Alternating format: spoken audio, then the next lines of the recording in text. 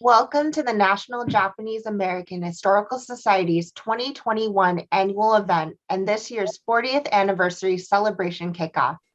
I am Melissa Bailey Nihei, Program Development Associate at the National Japanese American Historical Society, and I will be your host this evening. We are so glad that so many of us can join us for this virtual ceremony. We'll be taking a look back on the 4 decades of Ninja's accomplishments over the years. But first, let's get an idea of who our audience out there is tonight. So please complete the 2 poll questions that will pop up on your screen right now.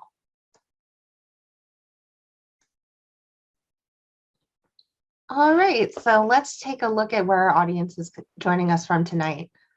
So it looks like the majority of us are here in the San Francisco Bay Area and otherwise in California. We also have a number of us joining from other US states outside of Bay Area and outside of California. That's great.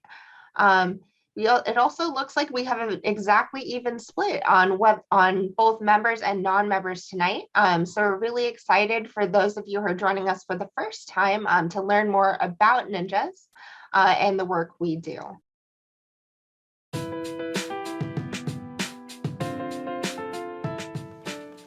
Good evening. I'm Rosalind Tonai, Executive Director of the National Japanese American Historical Society. Thank you for joining us for our 40th anniversary kickoff. Congratulations to you all, our supporters, for helping us reach this milestone. NJAHS, or Ninjas as some would like to say, was incorporated in 1981 as the original Go for Broke Inc. by Tom Kawaguchi and Chet Tanaka. They hope to tell the public about the military exploits of the Nisei soldiers of the 100th, 442nd, and Military Intelligence Service.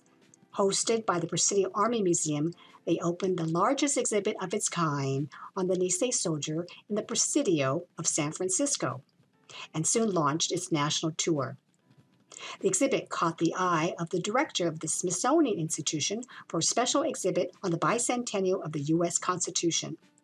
In 1985, Tom brought on Dr. Clifford Ueda, past JCO president, who brought on John Tateishi, its former National Redress Campaign chair. Both worked as change agents. The organization changed its name in 1986 to reflect the broader story of the Japanese American experience. As principal consultant to the Smithsonian, it began its earliest collection of Nisei soldier World War II incarceration and pre-war immigration objects, and doubled its membership. Their vision was to cast a wider, more inclusive story that included women, the Issei, Sansei activists, and artists. They paved the way for what Ninja has become today. When it came to Ninja as a 27-year-old grad student in 1987, I got immediately hooked on the unforgettable stories of grit and sacrifice. Facilitating that foundational change, we built upon what needed to be shared with the next generation. Today, we pride ourselves in our mission to preserve, collect, interpret, and share information of the Nikkei experience to the broader national community. Our vision is to learn from the past so that we can influence the future. Over the past 4 decades, we've shared the important lessons of the Japanese American experience to an American audience. We increased public awareness by digitizing some of our over 35,000 items in our collections, transcribed some 300 oral histories, and passed on these stories through groundbreaking exhibitions, public programming, and award-winning documentaries. We trained and mentored hundreds of interns and research fellows who have gone on to become educators, engineers, designers, lawyers, historians, and museum professionals. And COVID has not stopped us. In partnership with the National Park Service, teachers, and community organizations, we've presented award-winning curriculum remotely in 8 regions throughout the U.S. From our home base in San Francisco's historic Japantown to our signature interpretive center, the MIS Historic Learning Center, which is located at the foreground of the Golden Gate Bridge in the Presidio of San Francisco, You can visit us in person or online. Our board of directors have been wonderful stewards in this process. Feel free to chat with them. Over the years, we've heard from many of you on how Ninja has inspired and transformed your lives. Please share and post your stories. Thank you for all your support over the decades. Because of you, your family, our founders, we have made much progress and made this all possible. Here's to you, our past 4 decades in review.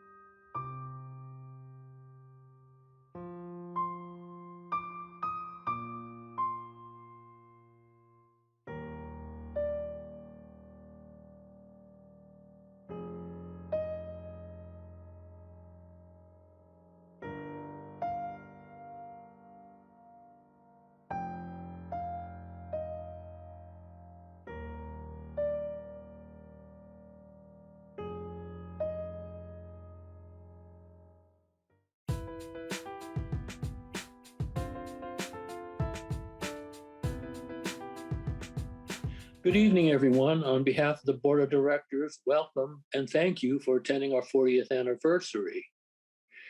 For those of you who do not know me, I am Brian Yagi, and I am the co-president, along with co-president Derek Tomine, of the Board of Directors.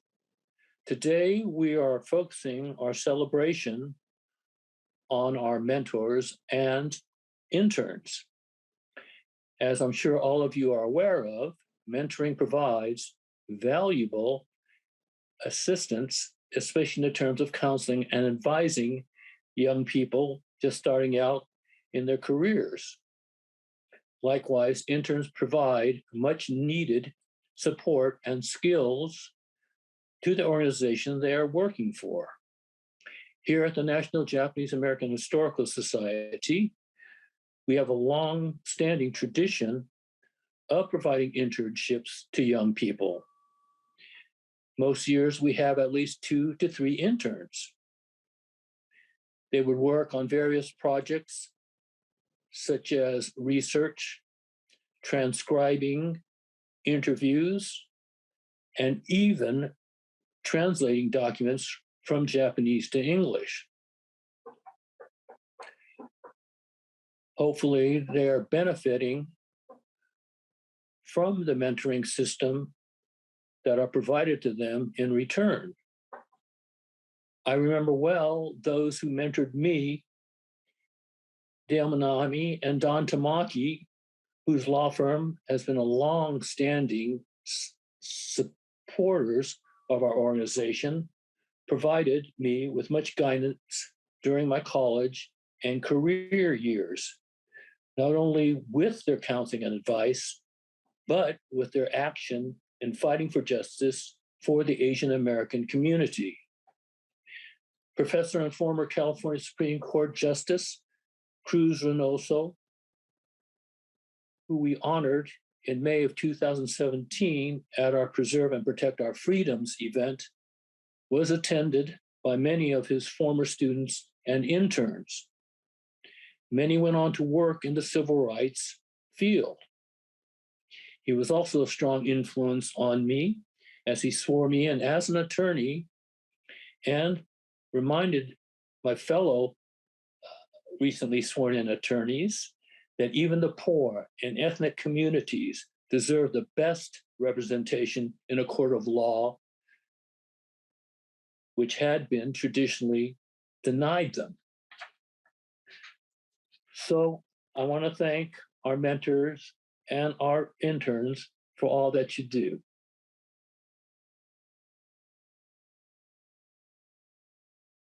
Thank you, Brian. My name is Derek Tomine. I'm the other co-president of. I'm going to introduce our board of directors. First, we have Brian Yagi, myself. Then we have Ellen Sawamura, who's been with us for a number of years. Katie Chong and Tina Chong, Kirk Miyake, the Honorable Ken Kawaichi, Neil Taniguchi, Leonard Kaku, Clark Holland, Barbara Marumoto Coons, Stacy Fuji, the Honorable Jenny Iwamoto, Jeremy Chan, and our newest board member, Stephen Yoshizawa. NJAHS was recently awarded a federal grant from the National Park Service to help develop teacher training workshop series and curriculum addressing issues of race and equity in the Japanese American confinement sites at Rohr and Jerome. This project requires a 2-to-1 donor match. So funds raised tonight through this event and throughout the year will be going to matching that grant. It's September, and as students return to their classrooms, either virtually or in person, NJAHS can provide teachers with easily sourced materials to teach their students the critical thinking skills to meet today's challenges of race and identity. On behalf of the board of directors, I want to thank our generous donors and sponsors this evening who've donated to the Historical Society this past year. We'll be listing them at the end of our program on a slide. And we have and will continue to provide much needed lessons on civil liberties and cultural understanding.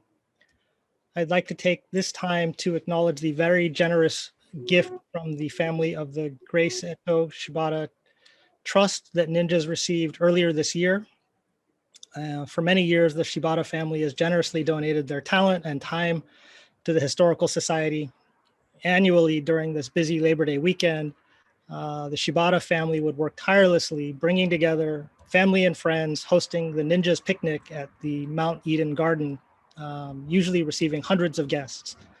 I would also like to acknowledge the pledged gift of the Chizu and Ernie Iyama Memorial Fund for Peace. This evening kicks off, as you've heard, our year-long celebration of our 40th anniversary. We've made it easy for you to donate by check or online throughout the year, and Melissa will explain that in just a moment. Again, from our Ninjas family to yours, thank you very much from the bottom of our hearts. Thank you. Thank you, Derek. So the easiest way to donate is going to be by going to our website. Please click the link posted in chat to be taken directly to the donation page. Every amount makes a difference in our teachers' lives and helps us receive additional federal funds. We'll be checking back a little bit later with an update on our progress. We appreciate your generosity. Now we will hear from two of our past teachers who participated in our workshops about how they used our curriculum in their classrooms, followed by our former intern, Katie Sakurai, who participated in our recently completed exhibition project, Dislocation and Divergence, on display at the MIS Historic Learning Center.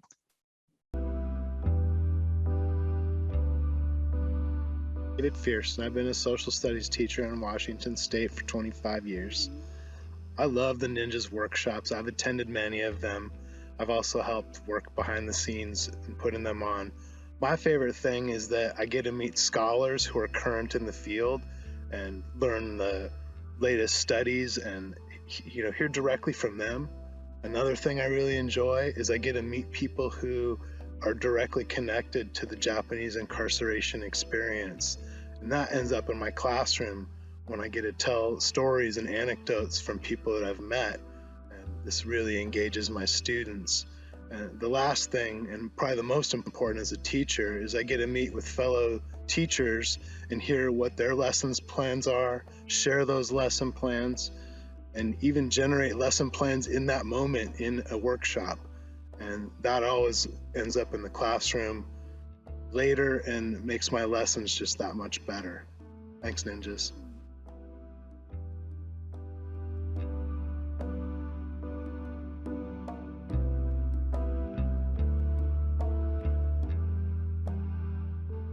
Hi, I am Toshimi Abujaniga. I teach English language arts and Holocaust studies at the Riviera Beach Prep in Florida. I participated in summer teachers workshop, We Are All American. After the workshop, we formed one online study group to discuss curriculum and lesson plans over the several months. I will use all resources and materials to prepare a school-wide professional development at my school. I particularly enjoy sharing the lesson plans, ideas, and strategies with other teachers from all over the United States. I'd like to say thank you to Dr. Morizawa and the National Japanese American Historical Society to provide us such a great opportunity. Thank you.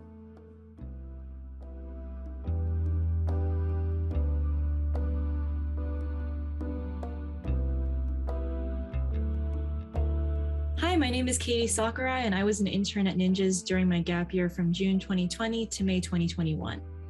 I worked on several meaningful projects during my time at Ninjas, but perhaps the most meaningful to me was researching and writing the Dislocation and Divergence exhibit text at the MIS Historic Learning Center. Learning about Japanese American attorneys who worked on the Coram Nobis cases to vacate the convictions of Fred Korematsu, Gordon Hirabayashi, and Min Yasui demonstrated to me what kind of role an attorney can play in their community and helped reinvigorate me on my journey into law school at Berkeley, where I'm currently a second-year student. Helping to educate the public on the injustices done to our community is crucial to prevent history from repeating, and it was such a meaningful experience for me to be able to be a part of it. I'm so thankful to Ninjas for this opportunity.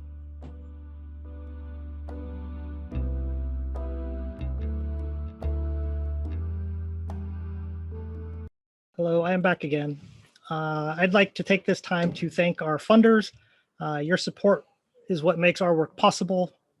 These include the California Civil Liberties Public Education Project, California State Library, California Humanities, Grants for the Arts, the Henry and Tomoe Takahashi Charitable Foundation, the JA Community Foundation, Japanese American Confinement Sites National Grants from the National Park Service, Salesforce, the San Francisco Japantown Foundation, United Way of the Bay Area. Thank you all to the members who have purchased tickets and made donations throughout this evening. You're what makes our work possible. Thank you very much.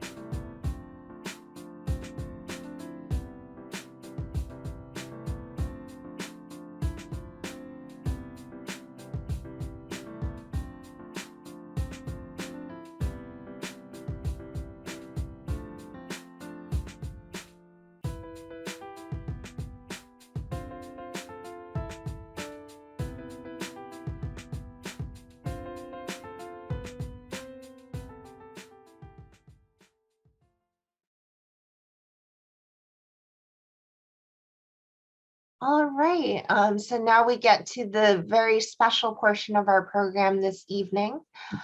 So it is my great pleasure to introduce producer and documentarian Claudia Kasianagi, who's the creator of the sneak peek of her latest work that we'll get to see tonight. So without further ado, here is Claudia Kasianagi. Okay. Hi there, everyone. Congratulations to NJAHS for 40 years. That's quite amazing. I want to thank Rosalind and the whole staff at NJAHS for all their support and help. I guess I should start my video. And I want to thank all the participants who are in the film right now. So this is a rough cut. I mean, COVID has obviously delayed a lot of shooting. So you see Tetsuya and Kashima appearing as a Zoom recording because we haven't been able to travel to either Seattle or down to San Francisco. But I have managed to get a few interviews. I want to thank Duncan Williams because he's the first face you see in the film, in the rough cut, and Mark Shiganaga, whose family story is, important. So here, and also I want to thank Tetsuya and for his amazing guidance through this whole history. So, and of course my crew, Satsuki Murashige and David Tanaka, my editor, for all their contribution. And here I spent all these years saying, it's not internment. This is, the WRA camps were incarceration. So I spent 6 years sort of correcting people. No, it's not internment. So ironically, I'm now working on the internment story. And so we've learned that there were over 100 different prisons, there were different sites for the Issei, mostly Issei men who were imprisoned at the day of Pearl Harbor bombing, before martial law was even declared. The Buddhist priest in Hawaii was imprisoned. And they were sent to these sites, and they were treated, because it was right after Pearl Harbor, they were treated really harshly and brutally, in fact. So there were many, many different sites in Hawaii. And then there were 10 different ships that came from Hawaii, went through Angel Island, and then to dozens, of other military and DOJ prisons. So you'll see some of that in the film. Now, just realizing that this is a rough cut. I have left out the whole story of the Japanese Latino story, and we're now very familiar with the Peruvian Japanese story, but that there were others, Japanese citizens from Ecuador, Bolivia, Panama, Haiti, and Cuba, as just for example. But Mexico and Brazil were the two countries who said, no, we're not going to send our Japanese citizens to you. No, but we're going to, that whole story is yet to be included in the film. And then the renunciant pathway, and here Satsuki Ina's guidance is going to be really critical. And we were meant to be going to Bismarck next week to film her interview and talk about her family's pathway through these different prisons, but COVID and other things have delayed that. And then we're going to talk about all the other, a film can be done on each of the various prison camps. In Alaska, there were 4 different prisons for the internment of Japanese citizens. Here in Sharp Park, in the Pacifica, there was a huge internment center there. It's first, a lot of the Peruvians were first brought there.